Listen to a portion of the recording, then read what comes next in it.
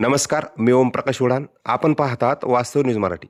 घनसावंगी तालुक्यात चोरट्याचा धुमाकूळ, चाकूचा धाक, मारहाण करत जवळपास 10 लाखाचा मुद्देमाल लंपास. जालना जिल्ह्यातील घनसावंगी तालुक्यात पुन्हा एकदा चोरट्याने धुमाकूळ घालत नागरिकांमध्ये भीतीचे वातावरण निर्माण केले.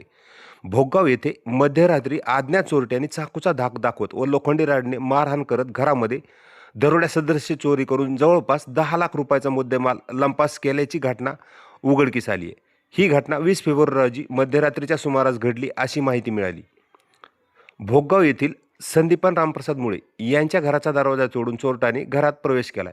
मुळे यांना चाकूचा धाक दाखवत 35,000 रुपये रोख व सुमारे 2 तोळे सोन्याचे दागिने असा जवळपास 2 ते 2.5 लाखाचा ऐवज लंपास केलाय. चोरी केल्यानंतर चोरट्यांनी घराला बाहेरून कडी लावून तसेच घरातील सर्व सदस्याचे मोबाईल बंद करून रस्त्यावर फेकून दिलेत. यानंतर चोरट्यांनी ज्ञानेश्वर विलास मुळे यांच्या घराकडे मोर्चा वळवलाय.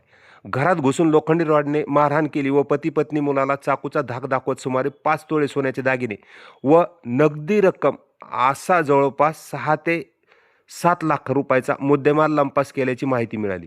या दोन्ही घटनांमध्ये मिळून जवळपास 10 लाख रुपयाचा ऐवज चोरीला गेल्याची प्राथमिक माहिती मिळत आहे. मिळालेल्या माहितीनुसार हिंदीत बोलणारे तोंडाला रुमाल बांधलेले 3 चोरटे होते. ते हिंदी भाषेत संवाद साधत होते व त्यांनी आपल्या तोंडाला रुमाल बांधलेले होते. दरम्यान घटनास्थळी माहिती मिळताच तीर्थपुरी पोलीस ठाण्याच्या सहाय्यक पोलीस निरीक्षक वैशाली पवार यांच्यासह पोलीस पथक घटनास्थळी दाखल झाले होते. तपासासाठी डॉग स्क्वॉडला व फॉरेन्सिक पथकाला पाचारण करण्यात आले असल्याची माहिती सपोनी पवार यांनी दिली आहे. यापूर्वी तीर्थपुरीत 3 घरं फोड्या. दरम्यान 11 फेब्रुवारी रोजी तीर्थपुरी येथील रामसगाव रोडवरील गणेशनगर वस्तीमध्ये पहाटे 2 ते 4 वाजण्याच्या सुमारास चोरट्यांनी 3 घरे फोडून 8 ते 10 लाख रुपयाचा ऐवज लंपास केला होता. त्या घटनाचा तपास सुरू असतानाच व त्याचा तपास लागलेला नसतानाच भोगाव येथे पुन्हा मोठी चोरी झाल्याने नागरिकांमध्ये भीतीचं वातावरण पसरलं आहे.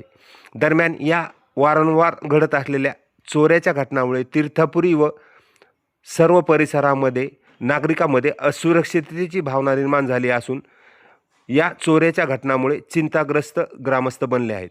अशाच ताज्या घटना आणि घडामोडीसाठी वास्तव न्यूज मराठीला सबस्क्राईब करायला विसरू नका. लाईक करा, कमेंट करा, शेअर करा व फॉलोही करा.